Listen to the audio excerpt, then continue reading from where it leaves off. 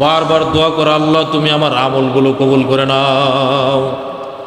ভয়টা ভিতরে থাকা যে আমি যে আমলগুলো করলাম এই আমলগুলো কবুল নাও হতে পারে, কবুল নাও হতে পারে, এই ধরনের ভয় অন্তরের ভিতরে থাকা, এই ধরনের ভয় অন্তরের ভিতরে থাকা, এটা হলো ইবাদত কবুল হওয়ার দ্বিতীয় একটা আলামত।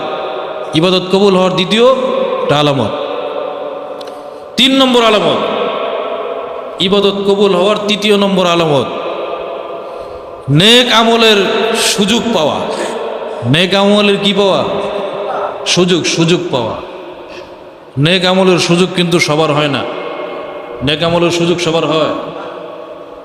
মসজিদের পাশ দিয়ে একজন মুসলমান যাইতেছে, আর একজন মুসলমান ডাকতেছে, ভাই হাইয়া আলাস সালাহ, হাইয়া আলাল ফালাহ, আসো কল্যাণের দিকে, আসো নামাজের দিকে, শান্তির